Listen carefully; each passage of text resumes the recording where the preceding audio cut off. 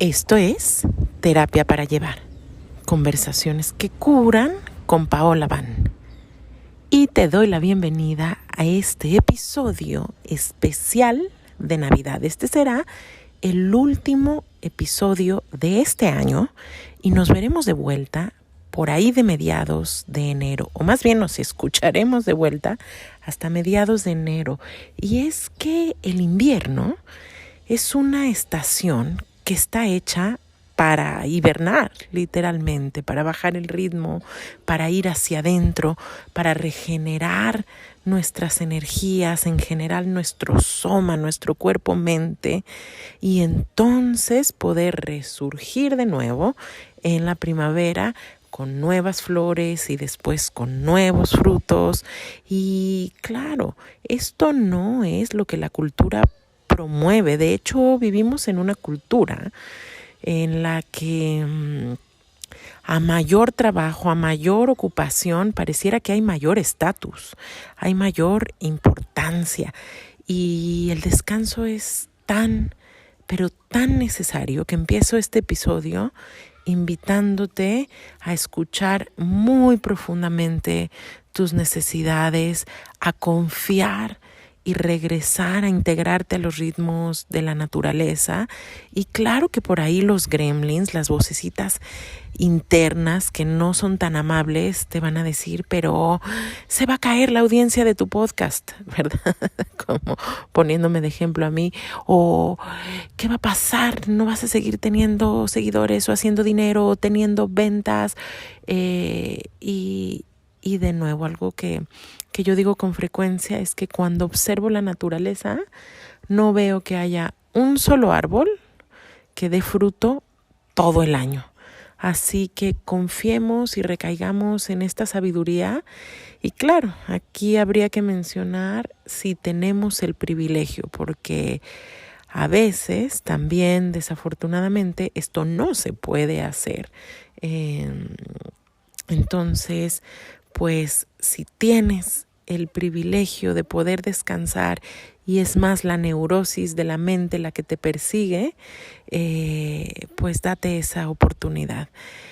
Y le llamé especial de Navidad a este episodio porque hace un par de días fui a desayunar con Jeff y con Emma a un lugar muy bonito cerca del río aquí en Tepoztlán, y estábamos así como súper a gusto tomando un tecito y de fondo estaba la música del Cascanueces, este ballet famosísimo que en Navidad pues lo tocan en muchas partes, y tuve una memoria súper interesante. De pronto me brotaron a la mente dos episodios muy personales de mi vida que me conmovió mucho recordar, y son dos episodios relacionados con el Cascanueces.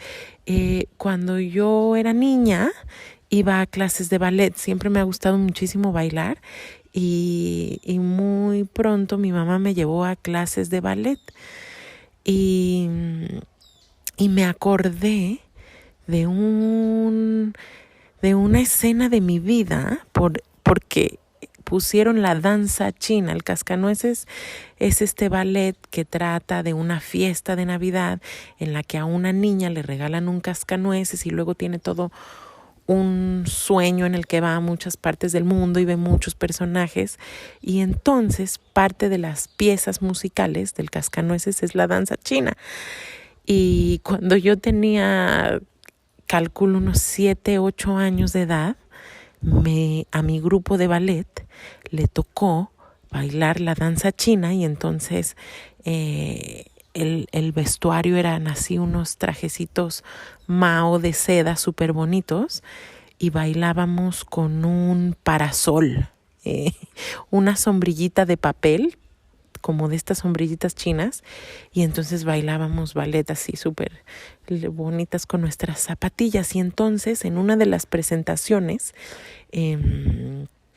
del Cascanueces, en la que yo bailaba la danza china, estábamos todas ahí haciendo la coreografía y mi parasol no se abrió. Entonces, ahí en pleno escenario, me puse a pelear con la sombrillita y no abría. Y entonces hubo un momento que mis papás me recuerdan mucho y que a mí me conmueve mucho, en el que aventé la sombrillita y a mis 7, 8 años tuve la sabiduría de decir, a la chingada la sombrillita. Y la tiré y seguí bailando. Y cuando recuerdo ese episodio, me conmueve mucho, por supuesto conmovió mucho a mi mamá y a mi papá, que se pararon así al final a aplaudir como muy conmovidos. Y me parece un gran ejemplo de lo que quiero hablarte hoy, que es la resiliencia. Después te voy a contar otra historia ahí personal con el cascanueces, pero quiero detenerme aquí porque la resiliencia es justo esta capacidad que tenemos, pues diría yo, todos los seres vivientes.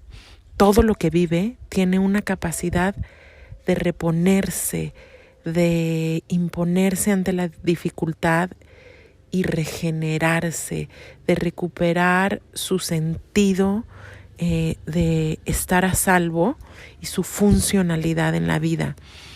Si lo hablamos en el plano humano, tiene que ver, y bueno, también en el plano animal, con ser capaces de salir de estos estados de supervivencia, de estrés del sistema nervioso, donde la vida parece y o es francamente peligrosa, y poder regresar a un estado de regulación y regenerarnos ahí. Si te pongo un ejemplo, es esta organicidad, este impulso hacia la salud, que es lo natural en el cuerpo, como cuando tú te cortas un dedito y en realidad no hay que hacer nada para sanarlo, sino que tu cuerpo tiene la inteligencia y todo lo que necesita para volver a traer salud y que esa parte de tu cuerpo se recupere. Eso sucede a nivel físico y también sucede a nivel emocional y a nivel mental. En realidad no es un doctor el que te cura o no es la curita. Lo único que hay que hacer es no molestar esta herida. Claro, la lavas, ¿no? La mantienes a salvo, pero en realidad son las fuerzas internas del soma las que curan esto. Y claro, te hablo de un ejemplo sencillo, pero eso podría y tendría que suceder a nivel muy profundo. Por supuesto que el trauma, estas experiencias críticas tienen un reflejo en nuestro soma cuando nos exceden, cuando nos abruman, cuando son demasiado, entonces esto supera nuestra capacidad de regeneración o nuestra resiliencia. Y claro, lo que estoy aquí para compartirte el día de hoy es que esta sabiduría está adentro de nosotras, de nosotros, de nosotres, y que muchas veces lo que hacemos es intervenir con esa sabiduría a través de distintas maneras, sobre todo de no querer sentir y de no tolerar la vida, el dolor que es parte de la vida. Y entonces, tanto en nuestra vida personal como en el ámbito de la medicina, de la psicología, de nuestros procesos, molestamos o intervenimos, esta es una palabra que se usa mucho en el contexto médico y psicológico, intervenimos los procesos naturales y entonces interrumpimos esta inteligencia natural que tiene nuestro soma, que tiene la vida en sí misma, para reponerse y regenerarse. Entonces, algo que se hace súper necesario es distinguir entre la resiliencia y los mecanismos o las estrategias de supervivencia que literalmente o justamente sirven para sobrevivir, pero no para vivir. A ver, por resiliencia entendemos, o resiliente decimos que voy a poner un ejemplo, hay una mujer que trabaja muchísimo para sacar adelante a sus hijas, a sus hijos, porque no tiene pareja que la apoye y tiene que vivir luchando. A veces usamos el término resiliencia de manera equivocada y decimos, wow, qué luchona, qué fuerte, qué resiliente que es esta persona. Y ahí estaríamos haciendo un uso no tan bien entendido del concepto resiliencia. ¿Por qué? Porque a pesar de que, claro, esta mujer está expresando su fuerza, está más bien en un mecanismo de supervivencia y no está respondiendo a la inteligencia natural de la vida que le va a traer salud verdadera. Y ojo, aquí no estamos condenando a esa mujer, sino más bien esta es una invitación a voltear a ver que hay muchas cosas, muchos factores, a veces en el contexto social, a veces en la cultura tóxica que hemos creado, que lejos de estar fomentando una resiliencia verdadera, algo que apoye la vida, que te regrese al estado de armonía, en realidad a veces tenemos muy mal entendida la resiliencia y creemos que justamente vivir corriendo, produciendo, maltratándonos y afectando esta inteligencia en nuestros cuerpos, mentes, relaciones, es lo que nos va a llevar a mayor bienestar. Decimos cosas como, por ejemplo, ay, los niños y las niñas son bien resilientes, ¿no? A todos se reponen. Y es como, sí, claro, esto es cierto, hay muchísima flexibilidad, hay mucha neuroplasticidad cuando somos más jóvenes, pero esto no es un pretexto para justificar el abuso o la negligencia o una crianza que no es respetuosa, o muchas cosas que suceden en las familias y que dices, bueno, ni se da cuenta, son resilientes, son flexibles. Y aquí hago una pequeña pausa porque me gustaría justamente invitar a todas las mamás a esta comunidad que se llama Momisattva, inspirada en el concepto de los bodhisattvas, los seres despiertos, los seres que tienen mente de Buda, porque creo firmemente que necesitamos criar de manera respetuosa, amorosa, y para eso necesitamos despertar justamente de nuestros hábitos y nuestras tendencias condicionadas. En este grupo trabajamos con nuestros gatillos, estas cosas que a veces se nos disparan y que por supuesto las hijas, los hijos, las parejas y con quienes vivimos cerca son los especialistas en apretar esos botones rojos que nos llevan a lugares de desregulación emocional y luego viene mucho arrepentimiento y mucha culpa. Trabajamos con todo eso y trabajamos en generar una comunidad de apoyo para las mamás. Si te interesa formar parte de esta comunidad,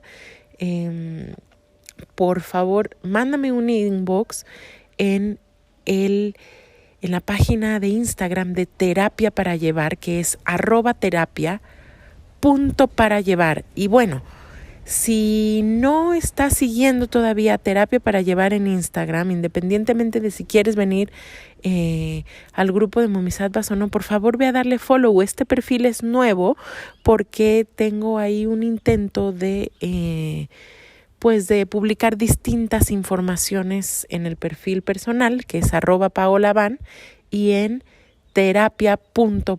para llevar. Entonces, corre a darle follow a terapia.parallevar y justo te sigo contando acerca de los mecanismos de supervivencia. A veces confundimos la resiliencia con los mecanismos de supervivencia. Entonces, la gran pregunta es, ¿cómo sé? O sea, ¿cómo sé si me repongo o estoy siendo fuerte? Esta típica frase de lo que no te mata te hace fuerte, tiene un lado que es cierto. Hay experiencias, la dificultad, claro que nos templa, nos curte y nos puede llevar a crecer. O sea, la naturaleza de la vida es que no todo es fácil, por eso a veces yo me súper enojo y sigo trabajando en eso, pero todavía me gatilla mucho cuando veo contenidos en redes sociales que nos quieren dar la idea de que si haces estas afirmaciones o esta técnica o si piensas así o asado o que hay un camino fácil o que hay una receta para la felicidad y que vamos a poder cortar el proceso que tenemos que hacer de crecer y templarnos en la vida a través de la espiritualidad. Y ojo, porque les he mencionado muchas veces que tenemos poder creativo y que claro que queremos tener una mente que piense cosas amorosas, que viva en gratitud, que sepa apreciar lo bueno. Por supuesto que queremos eso, porque a través de cómo funciona nuestra mente y nuestras creencias, organizamos nuestra realidad. Esto es cierto. Lo que es una gran mentira es que la naturaleza de la vida es solo el placer o que podemos saltarnos nuestras experiencias dolorosas. El dolor y el sufrimiento, ya lo dijo el Buda hace muchísimo tiempo, son parte de la vida y basta que observemos con un poquito de sensatez para ver que esto es cierto. Y entonces son nuestros intentos de salir corriendo del dolor lo que hacen que no seamos resilientes. Entonces, volviendo a la pregunta, ¿cómo sé si me estoy fortaleciendo? ¿Cómo sé si en realidad la postura que tengo ante la vida, esta postura guerrera o esta postura de levantarme de las adversidades, realmente me está llevando a crecer y a regenerarme o me está retraumatizando? Pues la respuesta es simple, pero no sencilla, y es volver a sernos conscientes de lo que pasa en nuestro cuerpo, mente, en nuestro soma.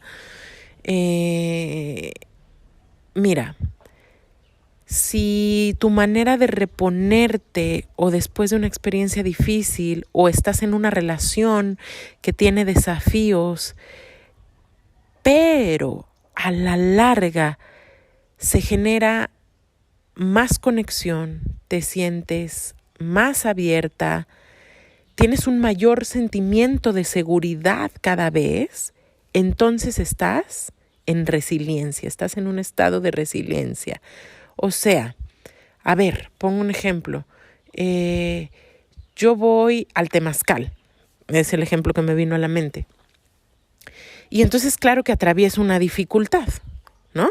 Hace mucho calor, está la oscuridad, a veces hay mucha gente y estoy apretada, pero me digo a mí misma, aguanta, controla tu mente, no dejes que te gane y en fin, hago un trabajo interno ahí. Y ahí mismo, dentro del temazcal en algún momento y al salir yo me siento más en conexión conmigo misma, más abierta, mi corazón está más sensible, siente más amor, me siento más a salvo, de pronto me cae mejor la gente que está aquí, entiendo de qué se trata. Entonces eso es resiliencia y esta práctica me está sirviendo para generar eso. Ejemplo contrario, si estoy en una relación en la que hay mucha intermitencia, no hay un sentimiento de seguridad, todo el tiempo estoy en duda de si esta persona se va a involucrar sexualmente con otra persona, si me quiere, si me acepta, si recibo críticas y juicios, y estoy inventando cualquier ejemplo. Y entonces yo digo, a ver, aguanta, haz tu trabajo, y uso mal las enseñanzas espirituales y terapéuticas y digo, me lavo el coco y me digo cosas como, ay, siempre se trata de mí y no del otro, y entonces todo es una proyección, y estoy viviendo maltrato y violencia, ¿ya? Pero me estoy obligando a aguantar y me estoy obligando a resistir cosas, y voy a hacer más trabajo espiritual y voy a ir más a terapia, y porque lo que no te mata te hace fuerte, y no todas las relaciones son fáciles. Pero ahí viene la clave. En general, cada vez me estoy sintiendo más anestesiada, cada vez estoy más contraída, cada vez siento menos y estoy más en estado de supervivencia. Eso no es resiliencia, eso es una estrategia de supervivencia. Entonces, de nuevo, a ver, si yo estoy experimentando dolor en mi vida, si tú estás experimentando dolor en tu vida y decides que vas a ir a terapia, que te gusta atravesar a través del yoga, que te gusta atravesar a través del deporte, de hacer servicio, no sé. Y esto te da conexión, te hace sentir apertura y un sentimiento de seguridad. Esa es una práctica que genera resiliencia. Pero si la estrategia que estás usando, a ver, ¿qué es? Dices, bueno, yo me estoy metiendo plantas de poder cada tanto. O, bueno, ya si nos ponemos más en el extremo, o no pasa nada y me voy de fiesta, ¿no? Y siento que soy bien fuerte, pero estoy tomando un montón.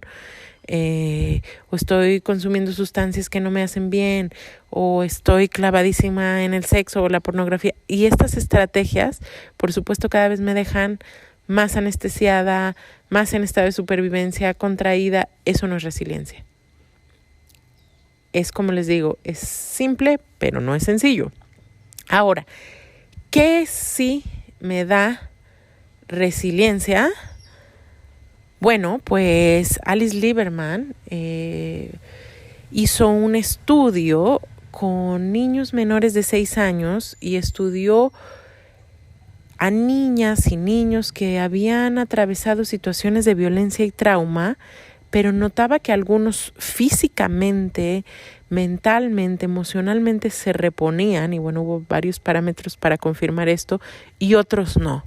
Y descubrió que había 4 factores que yo creo que funcionan para los niños y las niñas, pero también para los adultos, que hacían que las personas pudieran regenerarse a pesar de haber vivido trauma. Y estos 4 factores eran: 1, la espiritualidad, tener una noción, una práctica espiritual. En el caso de niños que vivían en familias que tenían una espiritualidad activa o en contextos que así se los promovían. 2, súper interesante, los animales. Más de una vez yo he recomendado, sobre todo a consultantes que viven solas, ha sido el caso sobre todo de mujeres, me ha tocado, les he recomendado llamar a otro mamífero a su casa, adoptar un gato, un perrito, y no saben lo bien que les hace. Y entonces en este estudio se confirmó que si estas niñas o niños vivían con animales, tenían muchas más posibilidades de regenerarse.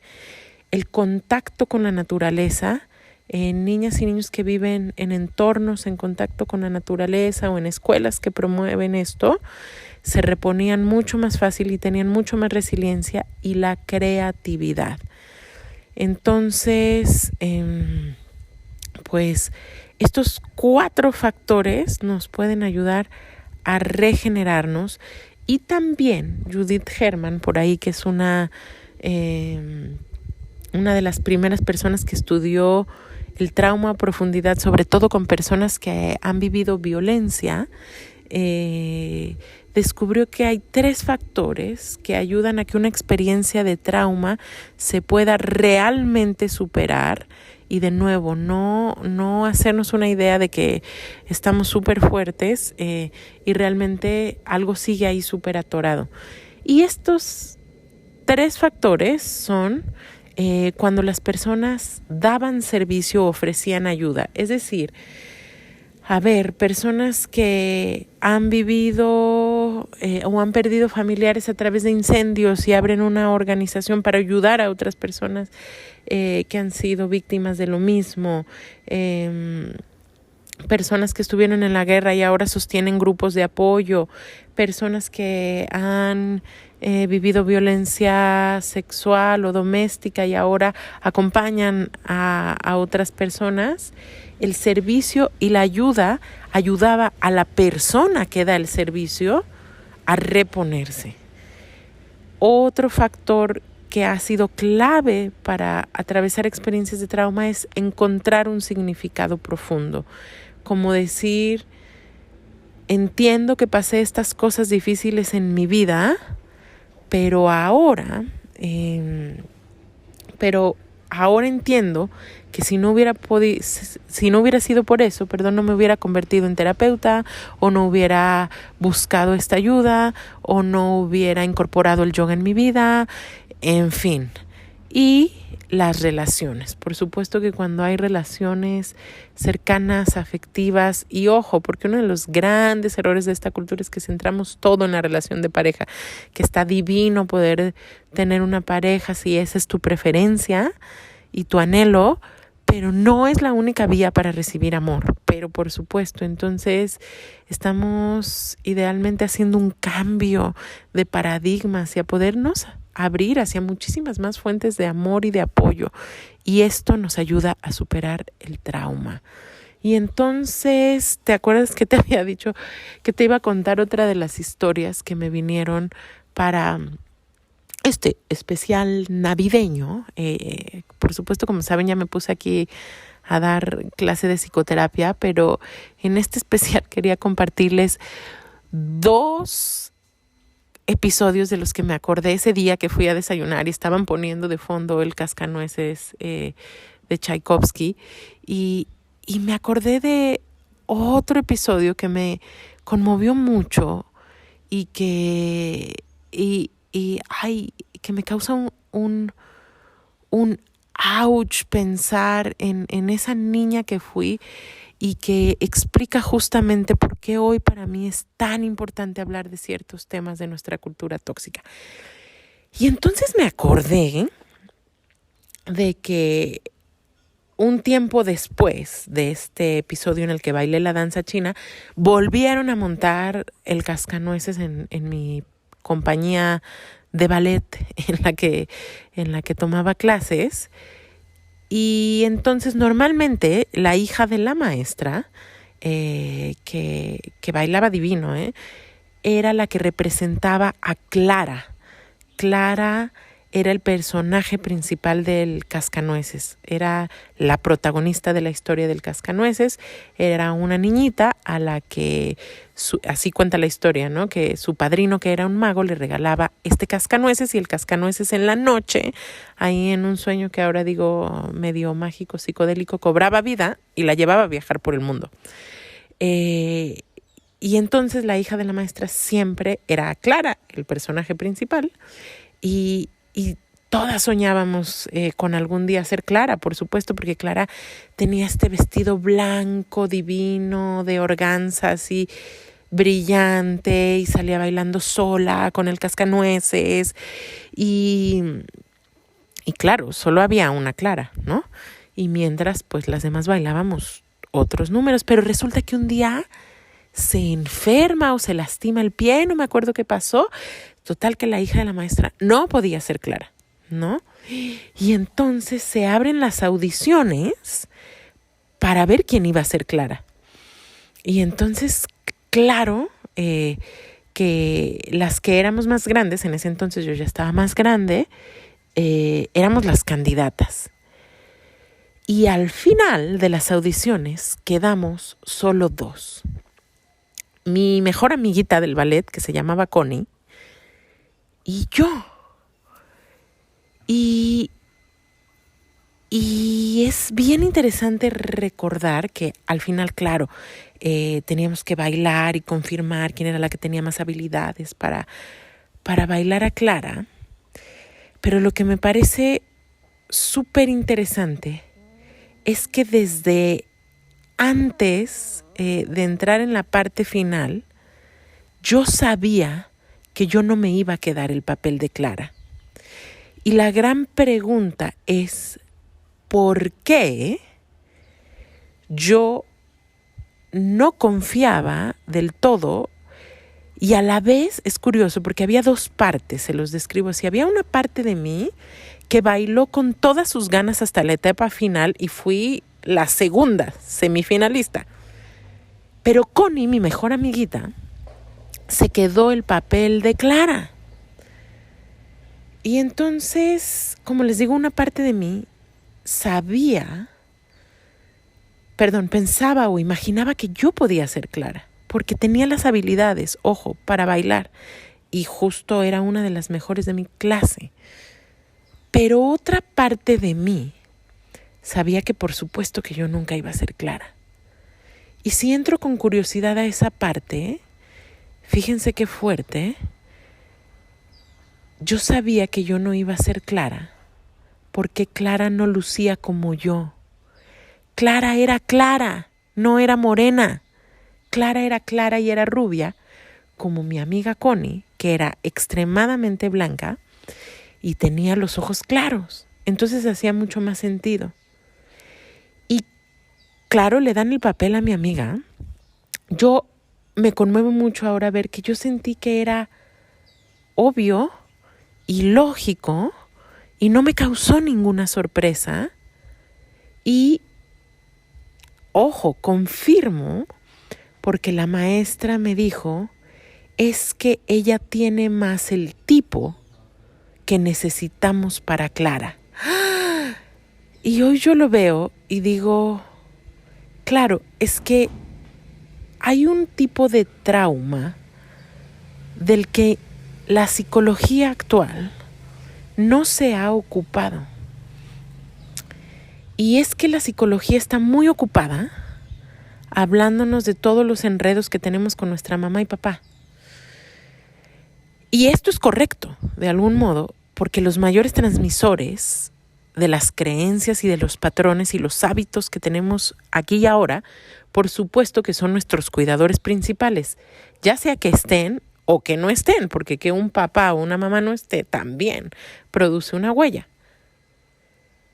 Pero hay mucho del trauma y mucho de lo que configura nuestra realidad y nuestro concepto de lo que podemos y no podemos hacer y a lo que tenemos acceso, que viene de un trauma sistémico o estructural. ¿Qué quiere decir eso? Que está más allá de nuestra familia, que viene de la estructura social en la que vivimos. Y por eso yo he sido una fascinada de hablar de esos temas aquí. Y entonces tú me puedes decir, Paula, pero eso no es espiritual y no es estar vibrando alto. Y yo te digo al revés, querides. Se los explico así. El único paso siguiente y lógico de la espiritualidad y claro de la psicoterapia es una espiritualidad que se atreva a hablar de lo que verdaderamente va a llevarnos a tener un mundo mejor. ¿Y qué significa un mundo mejor? Un mundo que apoye y respete la vida. Y un mundo en el que todas, todos y todes podamos tener dignidad, pertenencia y seguridad. Y entonces por eso les cuento de esto, porque yo a la larga, mientras hago los procesos de mi vida, descubro que no todo el trauma viene, o no todas las ideas limitantes que yo pude tener acerca de mí misma, venían de mi mamá y de mi papá, o del entorno que me cuidaba, sino que las aprendí en la escuela, las aprendí en la escuelita de ballet, como les estoy contando. Yo no puedo ser Clara. Y entonces, claro, para mí ahora es mucho más difícil pararme ante una cámara, hacer contenidos, creer que tengo acceso a ciertas cosas. Y sin embargo, creo que la sanación Y ahí es donde yo puedo decir, amo mi resiliencia y amo mi capacidad de pararme ante la vida, porque es que ante una cultura que esto no está a debate, esto está estudiado y esto está visto, favorece muchísimo más a las personas con ciertas características, tallas, colores, clases sociales. Aquí estamos y nos paramos de nuevo, y eso es resiliencia. Y entonces no me anestesio y digo, no, a mí los temas de clase no me pueden y eso no es espiritual, sino al contrario. La sanación viene porque me atrevo a tocar esos lugares. Y entonces cuando pensé en esta niñita, no sé, ahí habría tenido 13, 14 años, que quería ser protagonista del ballet y que le echó todas las ganas del mundo y que al final no era claro si no era la mejor bailarina. Puede ser o puede que no, porque también mi amiga Connie bailaba muy bien, pero que al final el factor decisivo fue su apariencia.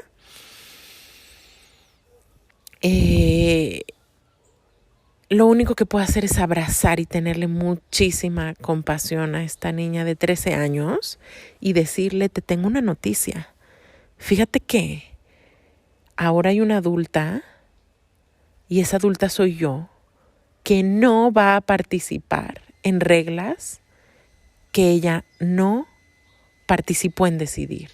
No me voy a creer reglas que yo no participé en decidir. Entonces ese era el mundo de antes. Y aquí y ahora en mi psique yo elijo instalar un reino donde puedo hacer en el mundo lo que a mí me nace, entregar mis dones, mi talento, mi voz, más allá de las reglas que se haya inventado un mundo para favorecer a unos cuantos y no a otros. Y lo que a mí me gusta hacer, queridas almas hermosas que escuchan este podcast, es entregarte mensajes, inspiración y cosas que sean útiles para ti a través de este espacio de talleres en línea, de servir en mi consulta a mis consultantes, y con toda la dignidad y el amor del mundo estoy aquí y te invito también a que tú lo hagas. Te dejo este episodio por todas mis relaciones, que todos los seres sintientes tengan dignidad, respeto, pertenencia, seguridad. Y con esto cierro las entregas de este año y nos vemos o nos escuchamos de nuevo hasta el próximo año. Esto es Terapia para Llevar y yo soy Paola Van. Te mando un gran abrazo y te deseo muy felices fiestas.